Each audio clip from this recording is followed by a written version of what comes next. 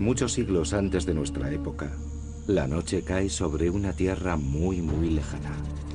Una tierra de prosperidad, una tierra de opulencia. Una tierra gobernada por acaudalados reyes poseedores de un asombroso poder y una exuberante riqueza. Disfrutaban de todos los placeres de la vida y dominaban el destino de su pueblo. Pero algo estaba a punto de suceder. Algo que ni siquiera su poder podría evitar. Algo que iba a cambiarlo todo para siempre.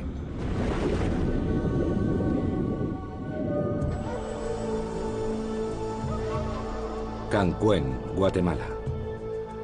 Esta ciudad fue una vez el centro de una gran civilización, la Maya. Un misterio emerge desde lo más recóndito de esta selva.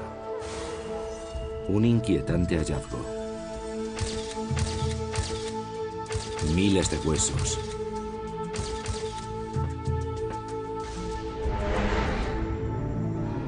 Huesos que pertenecieron a personas. Sus descubridores no dan crédito a lo que han encontrado. En esta selva, el calor, la humedad, los insectos y el suelo ácido deberían haber convertido en polvo estos huesos, que sin embargo presentan un estado de conservación casi perfecto. Para el arqueólogo Arthur Temarest, se trata de un excepcional y emocionante descubrimiento. Un hallazgo realmente perturbador. Te sientes como un detective adentrándose en el escenario del crimen. Es un escenario en el que todo parece muy extraño y rodeado de circunstancias muy raras. Extrañas e inquietantes. Hay muchos huesos. Demasiadas muertes. Quizá decenas de cuerpos humanos que fueron arrojados al agua, todos a la vez.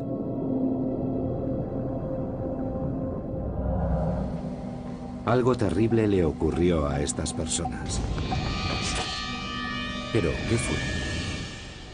¿Y por qué? La primera hipótesis: sacrificios humanos. Si bien para nosotros resultan horribles, para los mayas se antojaban imprescindibles en su vida. Según sus creencias, los dioses les exigían sacrificios humanos, y ellos cumplían con devoción. A cambio, sus dioses les proporcionaban cosechas abundantes y reconocían a sus reyes como seres sagrados.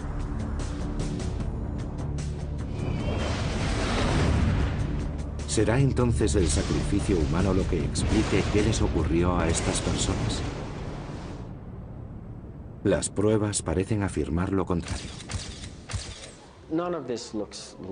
Ninguna de las pruebas apunta a que fuese un ritual de sacrificio maya. Los mayas sacrificaban de una a dos personalidades ilustres, siempre con gran lujo y suntuosidad, empleando unas técnicas determinadas. Lo que tenemos ante nosotros son un montón de cuerpos arrojados a una fosa común. No parece que estas personas murieran para contentar a los dioses. Y desde luego tampoco murieron por causas naturales. Más bien parece que fueron asesinadas.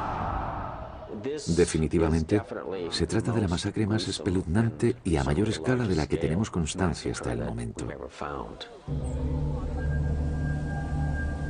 Una masacre sin motivo aparente y donde no conocemos la identidad de las víctimas ni de sus asesinos. Un caso sin resolver desde hace siglos que clama justicia. Estos huesos desperdigados aún tienen muchos secretos que revelar. Pero existe ya una prueba clave. Las piezas de alfarería encontradas junto a los cadáveres. Los expertos las fechan alrededor del año 800 de nuestra era. Un descubrimiento esencial que nos conduce directamente a la escena del crimen.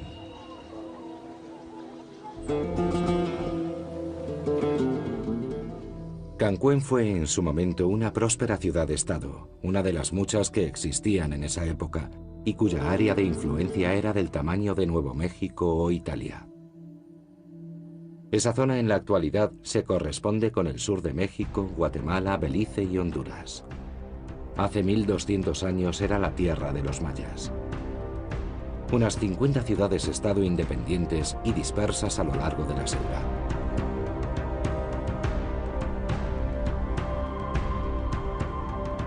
La más grande de esas ciudades presumía de sus 10.000 estructuras y contaba con unos 100.000 habitantes. Los mayas erigían magníficos edificios y creaban bellísimas representaciones artísticas. Además, inventaron el sistema de escritura más complejo de América y diseñaron sus propios conceptos matemáticos.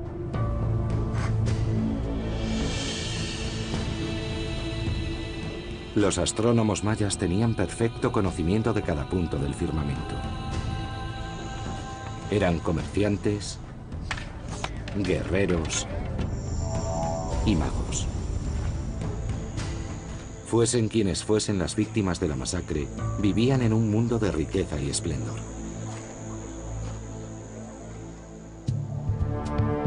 Su ciudad no era la más grande, pero tenía una gran ventaja con respecto a las demás: su ubicación.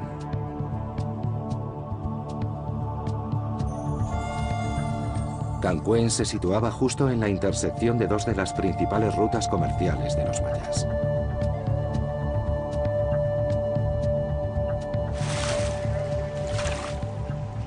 Era como Hong Kong, Singapur, Ámsterdam o el Canal de Panamá.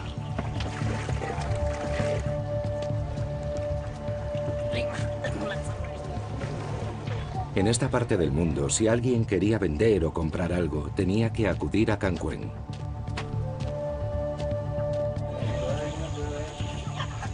Cancún poseía además otro activo que garantizaba su grandeza. Su nombre, Tash Chanak. En torno a la época en que se fechan los asesinatos, Tash Chanak llevaba unos 40 años gobernando Cancún.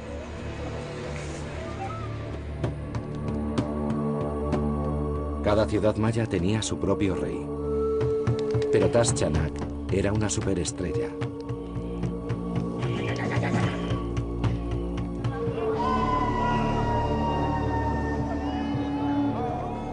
Su pueblo asistía a majestuosos rituales en los que ofrecía su sangre a los dioses.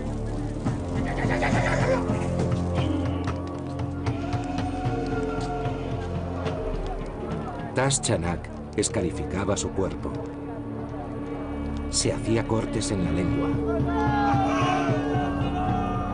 E incluso se agujereaba el pene. Todo ello para conseguir paz, prosperidad y lluvia dadora de toda vida. Autolesionándose en nombre de su pueblo, inspiraba en sus súbditos una leal devoción.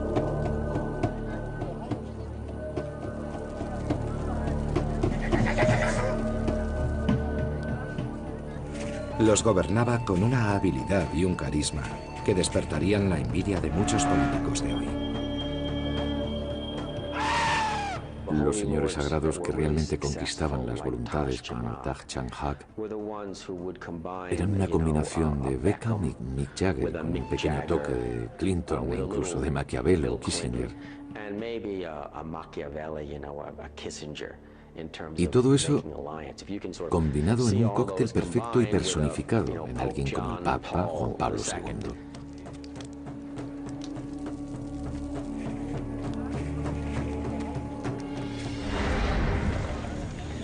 La magnífica capacidad de liderazgo de Tash Chanak y la posición estratégica de Cancún en la intersección de dos rutas comerciales lo habrían ayudado a llevar a su ciudad hasta la cima de su poder e influencia.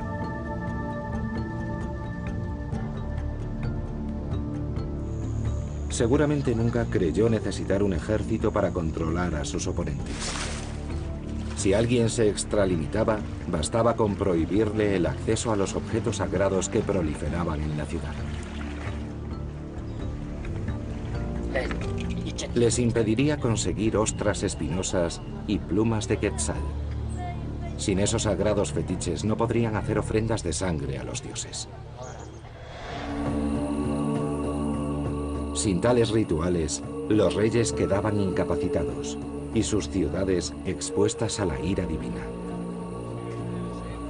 En el arriesgado juego de poder de la política maya, Tas Chanak siempre tuvo la mano ganadora. Cuesta imaginar un asesinato en masa en Cancún bajo el dominio de tan poderoso gobernante. Pero alrededor del año 800 de nuestra era, la muerte acababa con los 40 años de reinado de Tas. Y todo cambió. Nuestras víctimas hubieron de afrontar su abominable destino. Y eso sucedió casi al mismo tiempo en el que la floreciente ciudad de Cancún dejó de existir. Pero eso es solo una parte del misterio. En solo 100 años, todas las ciudades mayas acabaron convertidas en ciudades fantasma.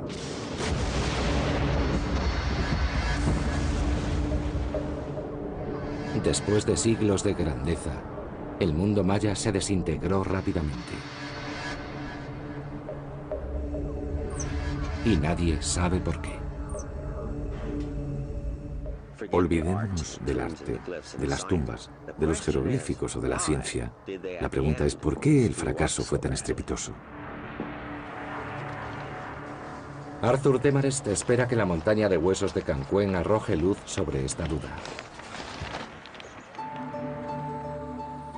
Porque antes de morir, nuestras víctimas quizá fueran testigos del final de su propio mundo.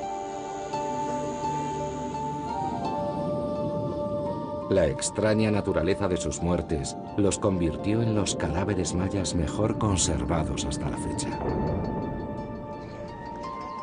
Sus asesinos los arrojaron a lo que hoy es un estanque de barro en una olvidada selva. Pero hace 1200 años, este era un lago sagrado revestido de estuco, cerca del Palacio Real de Cancún.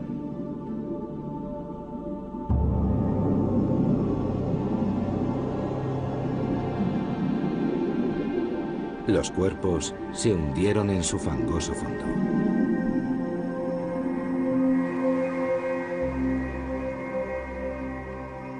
El cieno y el agua cubrieron y conservaron los huesos durante más de 1000 años.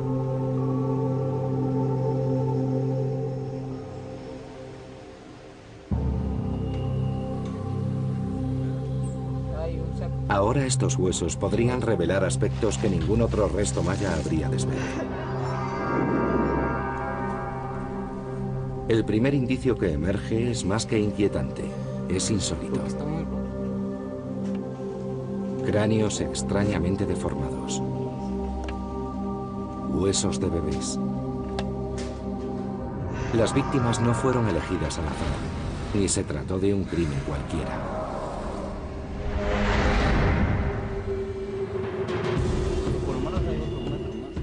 En Guatemala, un singular descubrimiento desvela un crimen. Las evidencias prueban que hubo una horrible masacre en una antigua ciudad maya, en los tiempos en que esta civilización comenzó su declive.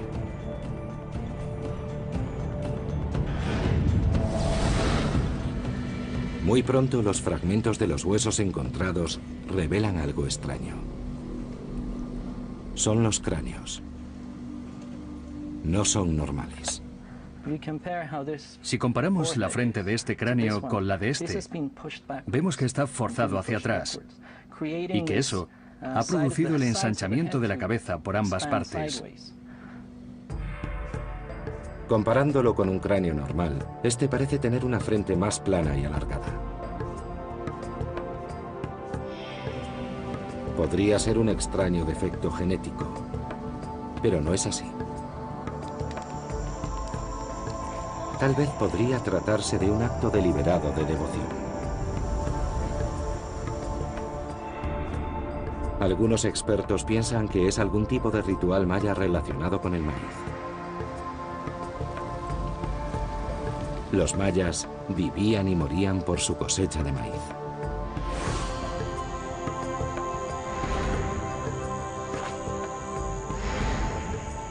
En agradecimiento podrían haber rendido al dios del maíz un insólito tributo, alterando los cráneos de sus hijos al nacer. Lo sorprendente de este cráneo es que está deformado, pero se trata de una deformación intencionada. Se trata de una amplia colección de cráneos de recién nacidos. Los mayas moldeaban con tablas las cabezas de sus bebés para alargarlas.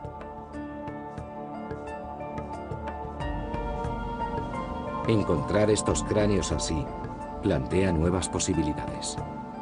Estamos hablando de personas bastante adineradas en su tiempo, y los únicos que podían amasar riquezas por aquel entonces eran los gobernantes y sus familias.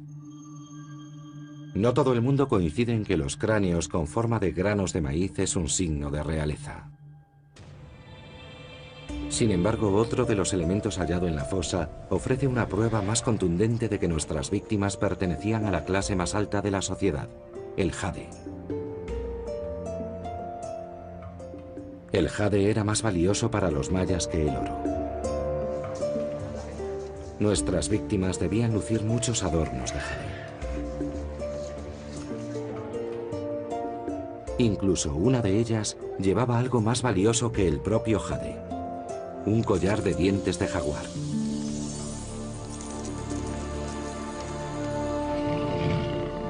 Los jaguares poseen 4 colmillos. Uno de los collares encontrados en Cancuén tenía 36, con lo cual tuvieron que cazar a 9 jaguares.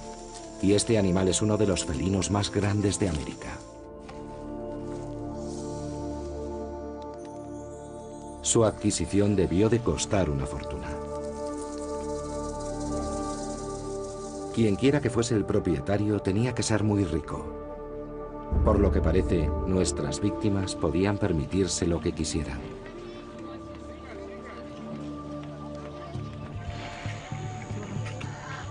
Seguramente disfrutarían de lo mejor que los mercados de Cancuén pudieran ofrecer. Sus mesas se vestirían con las delicadezas más caras del momento, como chocolate, miel, vainilla, pieles de jaguar, tabaco y la dulce carne de la iguana. Además, tanto en sus hogares como en sus cuerpos, exhibirían adornos de piedras preciosas, joyería de jade y madreperla, y selectas plumas como las de la cola de los quetzales.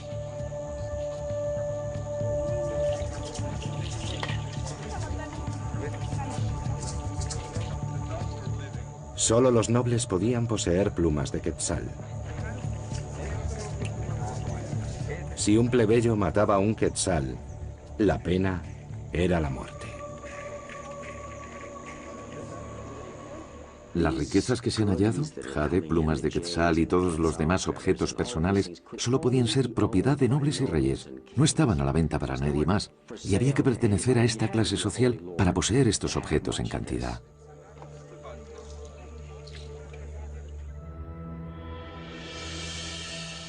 Y no solo era con los objetos de valor. Los plebeyos solo podían casarse con una mujer. Sin embargo, los nobles de Cancuén podían casarse con varias.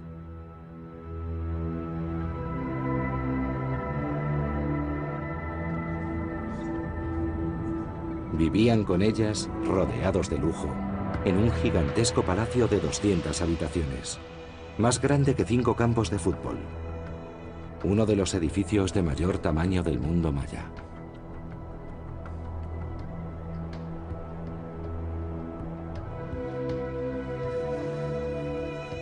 Morían con la esperanza de que sus muertes fueran igual de lujosas que sus vidas.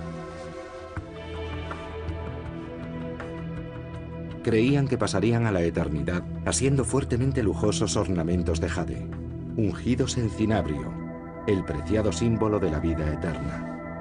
Inmutables para siempre en su majestuosidad, escondiendo su mortal decadencia tras una espléndida máscara funeraria.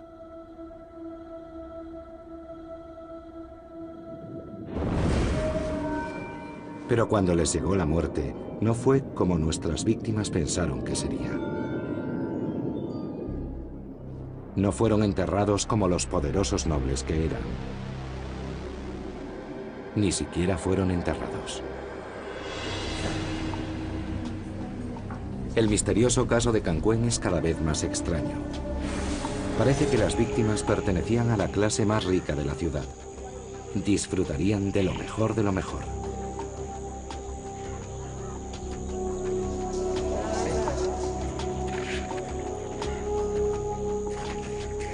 Seguro que muchos codiciaban lo que ellos tenían.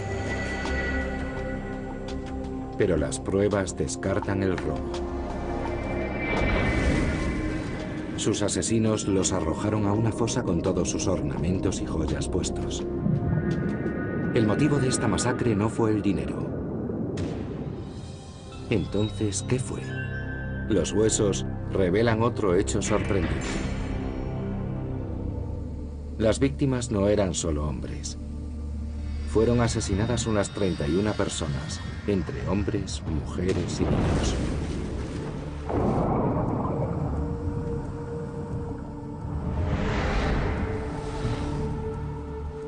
De la fosa de muerte emana otra espeluznante revelación.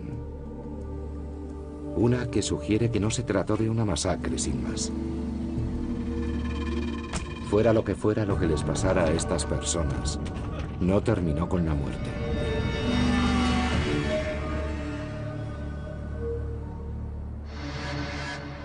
En Guatemala, un caso abierto hace 1200 años empieza a desvelarnos sus secretos. Los asesinos y sus motivaciones deben ser todavía esclarecidos. Pero aparecen nuevas evidencias. Las armas del crimen. Hachas y cuchillos de sílex. Encontrados entre los huesos de las víctimas. El reciente descubrimiento reconduce la investigación por una senda muy tenebrosa.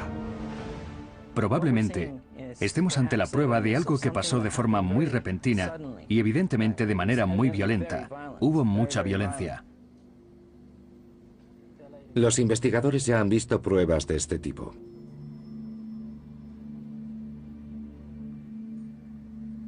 Pero no se remontan a tiempos tan antiguos.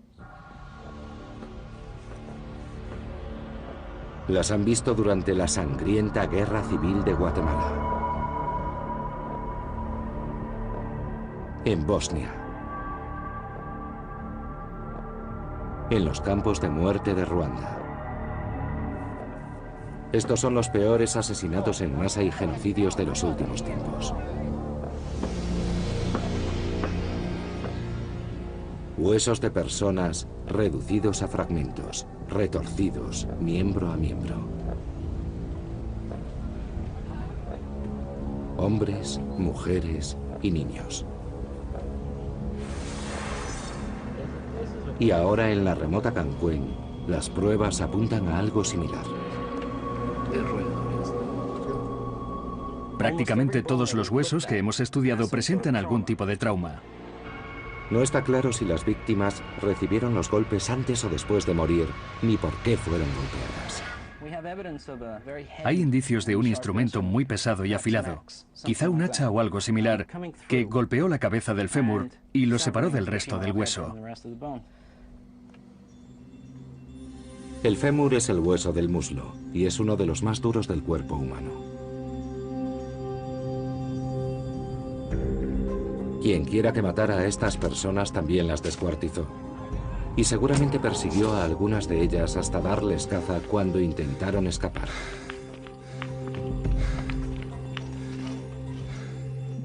Este corte fue hecho desde atrás. Un instrumento afilado y contundente lo atravesó por aquí y rompió el resto del hueso. Quizá el individuo ya estuviera tendido boca abajo, seguramente fuera de combate, y lo estaban descuartizando, o tal vez la persona salió huyendo, tratando de escapar, de espaldas a su asesino y obviamente fracasó. Lo más probable es que estas personas no tuvieran posibilidad de defenderse de sus atacantes. Atacantes que dejaron las armas junto a los cuerpos de sus víctimas, proporcionando pistas sobre sus fatales destinos.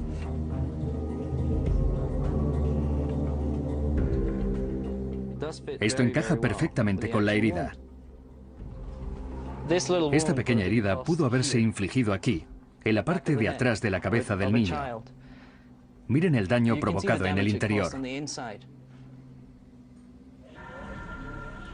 Analicemos el caso de una de las víctimas, un niño. Ese hueso pertenece al cuello de un niño muy pequeño de menos de 12 años. Los atacantes lo sorprenderían y él trató de escapar. Sin embargo, eran muy veloces y el niño no tuvo dónde esconderse. Esta es la prueba de una puñalada en el cuello. La única manera en que pudo producirse esta incisión es con la cabeza echada hacia atrás. La puñalada la darían justo debajo de la mandíbula. Tuvo que ser un terrible final para un niño tan pequeño. Pero hubo víctimas más jóvenes aún.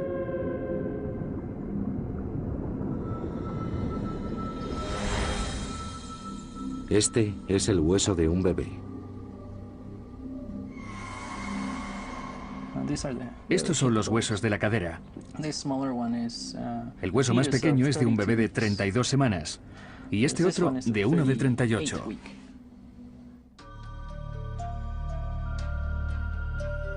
Las pruebas de los huesos plantean una espeluznante posibilidad.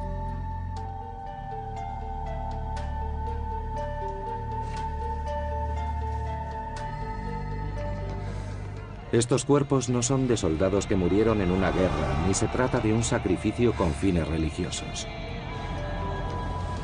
¿Podrían ser entonces la prueba del exterminio de una familia?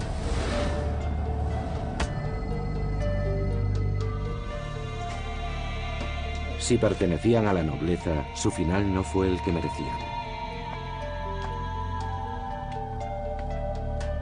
¿Pero por qué?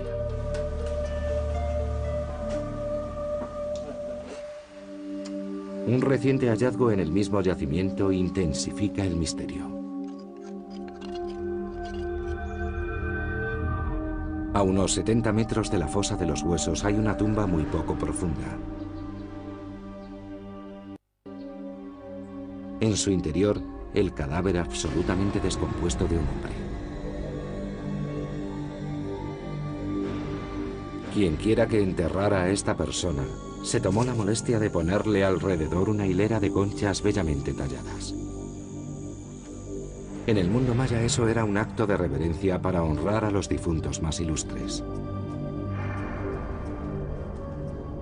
Pero la nobleza maya descansaba en magníficas tumbas. Y el cuerpo de este hombre apenas fue enterrado.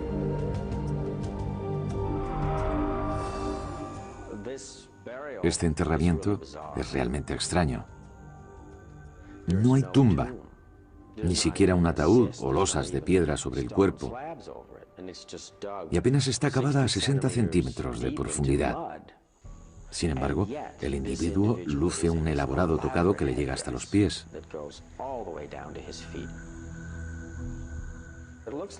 Es como si lo hubieran enterrado a toda prisa, pero guardando ciertas normas de decoro.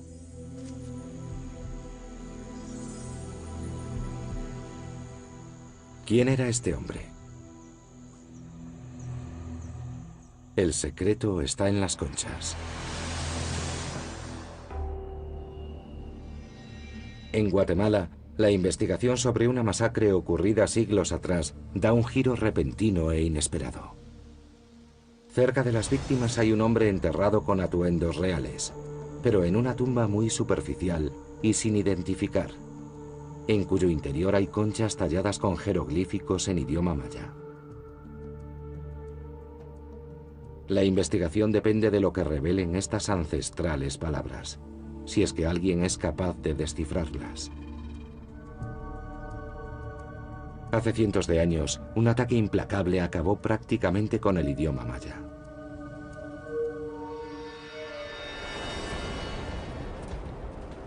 En 1519, los primeros europeos pisan la tierra de los mayas. Se trata de conquistadores españoles en busca de oro.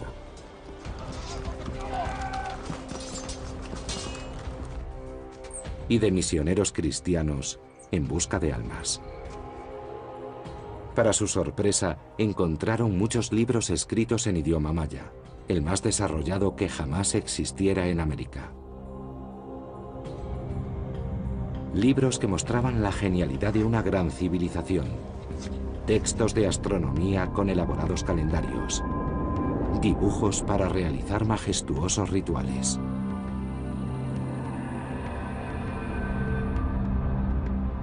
Sin embargo, los españoles pensaron que eran obras satánicas. Incapaces de leerlos y desconcertados por sus extrañas imágenes, decidieron quemarlos. Solo sobrevivieron 4 libros a la implacable destrucción de los españoles. El idioma más sofisticado y desarrollado de América había desaparecido. Hubo que esperar hasta 1960 para que los expertos pudieran empezar a desvelar sus secretos.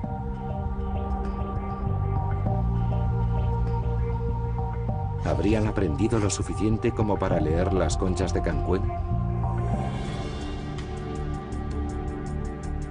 El experto en jeroglíficos Federico Fassen analiza las conchas en busca de un nombre. Reconoce el símbolo de la cabeza de un mono, la palabra Mash y otro carácter maya, Can.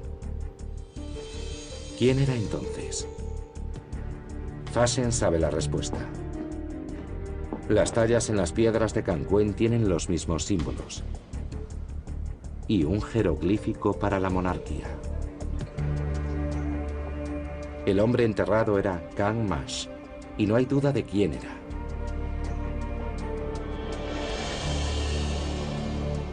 Can Mash fue un rey de Cancuén, la ciudad donde se produjeron los asesinatos.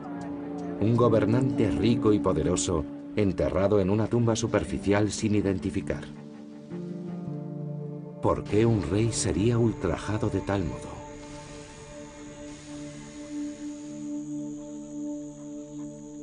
No tiene mucho sentido. Pero los jeroglíficos revelan algo más. El rey Can Mash murió alrededor del año 800 después de Cristo.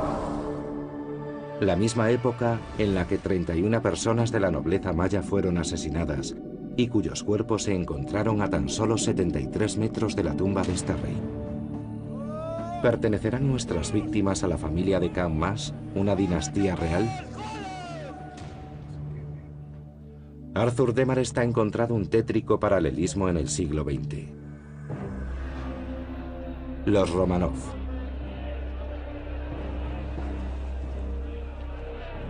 En 1918, los revolucionarios capturaron al zar ruso Nicolás II, a su mujer Alejandra y a sus 5 hijos, y los asesinaron a todos, incluso al más pequeño. Así acabaron con esta dinastía.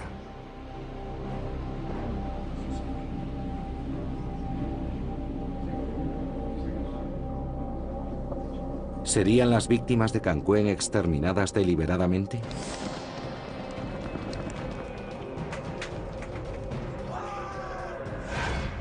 Parece como si hubieran asesinado al rey,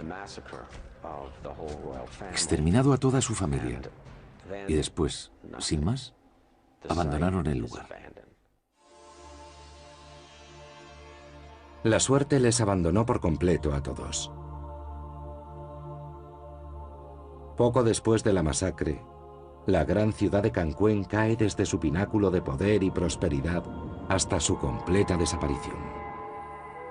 Según se acumulan las pruebas, una cosa está clara. El caso de la masacre de Cancuén no es un simple caso de asesinato.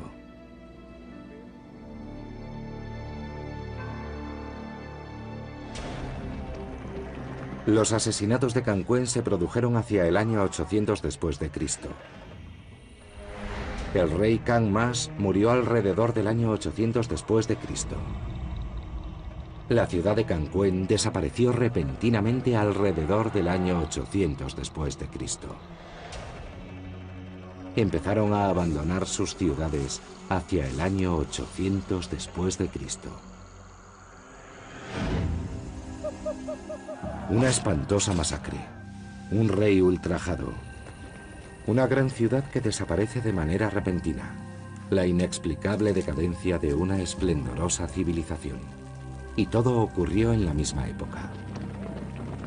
Resolver los asesinatos de Canquén podría suponer mucho más que resolver un caso que ocurrió hace más de 1200 años. Estamos ante una prueba física irrefutable de la caída del Imperio Maya y de las circunstancias que influyeron en ello. Como me dijo el otro día uno de los miembros del equipo forense, es una prueba que sería admitida por cualquier tribunal.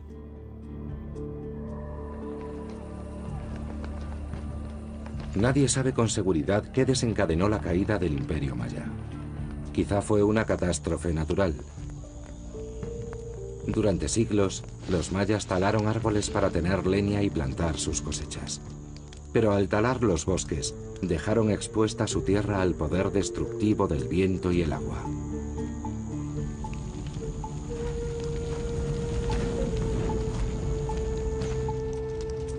Convirtieron las tierras en estériles terrenos, justo en el momento en que la sequía más pertinaz en siglos asolaba la región. Pero la mayoría de los expertos coinciden en que la sequía y el hambre no fueron las dos únicas causas de la destrucción del Imperio Maya, y apuntan a la política como factor determinante. Arthur Temarest baraja esta misma posibilidad mientras trata de dar explicación a los asesinatos de Canquén. Los cuchillos y las hachas hallados junto a los cuerpos revelan las armas del crimen, pero el motivo puede que se remonte a decenas de años antes de la masacre. En su complejo mundo se mezclaban sexo, política y poder.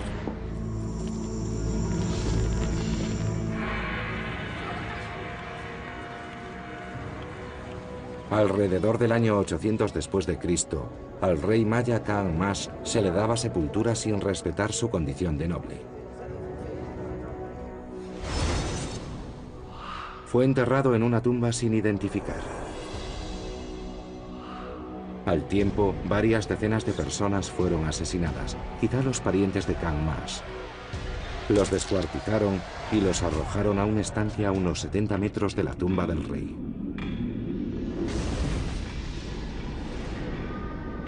Los hechos parecen desafiar a la lógica, pero el arqueólogo Arthur Temarest cree que podrían tener sentido.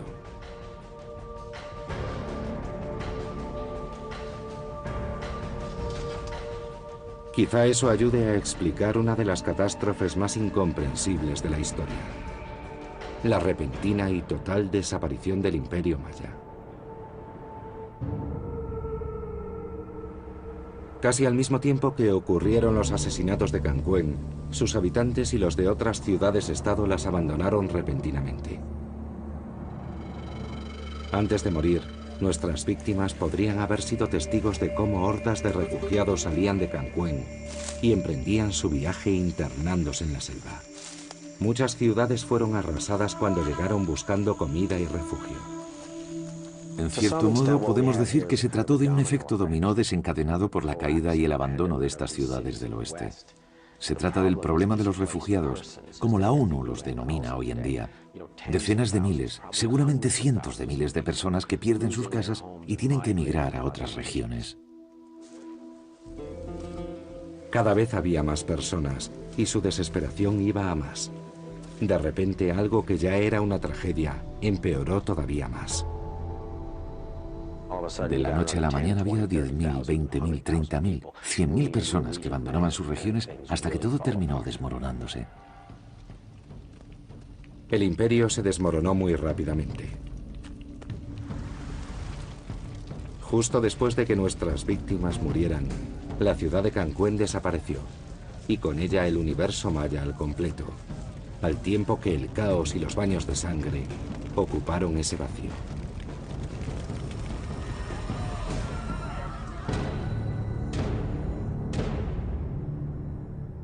Fue algo repentino, ocurrió en apenas 50 años y fue muy violento.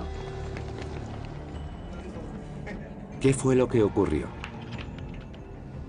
¿De qué fueron testigos nuestras víctimas en los últimos días de sus vidas?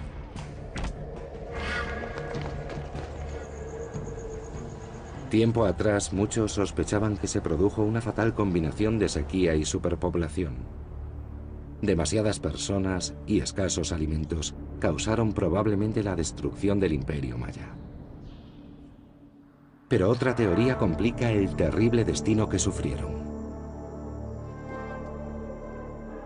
Algo que además pudo ser uno de los motivos para la horrible masacre de Cancuén.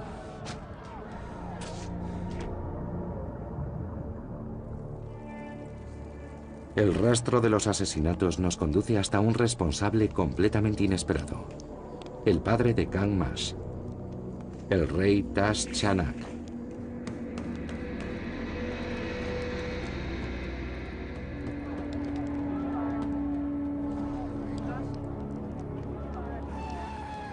No es que el gran monarca asesinara personalmente a su hijo y a los miembros de su familia. De hecho, cuando se produjo la masacre, Tash ya había muerto. Pero el ilustre gobernante maya Tash Chanak podría haber sembrado la semilla de la discordia que desembocó en la matanza. Y la principal causa no tuvo que ver con la violencia, sino con el sexo y con el derecho de los reyes mayas a tener cuantas mujeres desearan.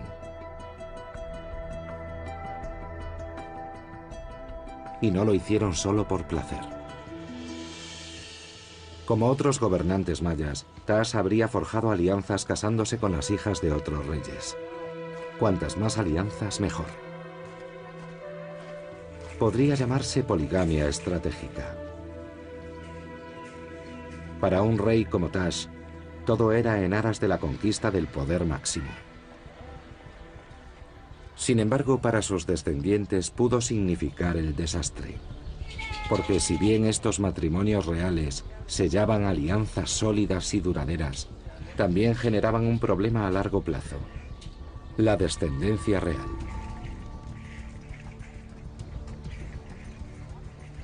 Los expertos han hecho cálculos. Si el rey de cualquier ciudad maya tenía 4 hijos, cada uno de ellos tenía otros 4, y esos 16 nietos tenían otros 4. Había reyes que tenían 32 bisnietos, que eran los descendientes de una sola esposa. Si lo multiplicamos por varias esposas, al cabo de unos 200 años, seguramente habría más de 500 descendientes con sangre real que aspirarían al trono. Arthur Demares piensa que esta es la razón por la que en el Palacio Real de Cancuén había la increíble cifra de 200 habitaciones. Esa fue la causa de que en una próspera y bulliciosa ciudad surgiesen tensiones. La rivalidad entre nobles y reyes dominó la vida del periodo clásico maya. Solían tener numerosos descendientes, para luego emparentarlos e intentar acceder al trono de otras ciudades. Los que no alcanzaban la categoría de nobles trabajaban para incrementar su prestigio, que constituía la principal fuente de poder. Y eso no solo implicaba guerras, rituales y alianzas, también la construcción de grandes e imponentes templos que compitieran en majestuosidad con los de sus rivales. Obviamente, esta lucha cada vez resultaba más cara. ¿Serían tal vez nuestras víctimas nobles que encargaban impresionantes monumentos para incrementar el prestigio de sus reyes? Si eran nobles, no eran ellos los que construían esos monumentos y tampoco pagaban por ellos. Esa carga recaía sobre las espaldas de la gente común, en forma de trabajos forzados e impuestos. Esto supone una presión cada vez mayor sobre la sociedad, sobre los que formaban parte de la clase media y la clase baja. Tenían que producir cada vez más para mantener ese sistema de rivalidad creciente.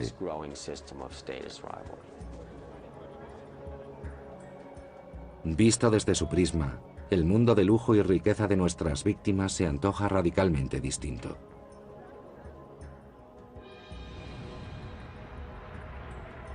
Su mundo se desmoronaba debido a odios recalcitrantes, plebeyos contra nobles, nobles contra nobles, reyes contra reyes. Las luchas de celos y poder diezmaban los tesoros y consumían el suministro de alimentos. Quizás todo ocurrió cuando la sequía empezó a afectar a los campos y cuando ciudades tan prósperas como Cancún se acercaban peligrosamente a la ruina.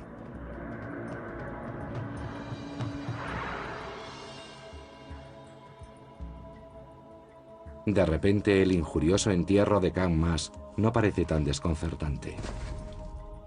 Y la masacre de una familia entera no resulta tan extraña.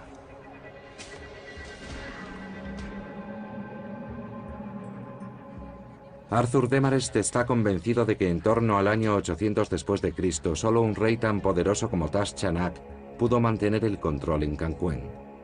Después de él, nadie más pudo. Es normal que todo se desmoronase. Había demasiados aspirantes al trono, demasiadas luchas rivales, y al haber tantas tensiones, eso se convierte en una situación insostenible, que antes o después termina por explotar. En Cancún todo explotó de un modo bastante trágico. Este descubrimiento es como la piedra angular que viene a explicar las causas de la desaparición del Imperio Maya. Es verdaderamente insólito encontrar algo así. Es como obtener una foto de uno de los momentos en que esta civilización se desintegraba. Fue uno de los instantes más desgraciados y trágicos del proceso. Es muy importante porque demuestra que las civilizaciones pueden fracasar. Es el escenario de un crimen que ocurrió hace 1200 años. Nadie sabe quién mató a las víctimas de Cancún. ¿Acaso los plebeyos, hartos de trabajos forzados y asfixiantes impuestos? ¿O quizá parientes envidiosos que querían eliminar a sus rivales al trono? ¿No los asesinarían los habitantes de otra ciudad que codiciaban las riquezas de Cancún y estaban cansados de su dictadura comercial? En cualquier caso, la lectura de los enigmas propuestos por estos huesos nos enseña una valiosa lección. Los mayas fueron una civilización próspera durante más de 1000 años. Alimentaron a grandes poblaciones en mitad de los trópicos. Construyeron enormes ciudades-estado de gran belleza. Calcularon calendarios de magnífica precisión. Crearon un sofisticado idioma, unas complejas matemáticas y un bellísimo arte. Dominaron la naturaleza, dominaron el tiempo y dominaron el mundo de la mente. Pero hubo algo que su inteligencia no les permitió dominar y que acabó destruyéndolos. No lograron dominarse a sí mismos.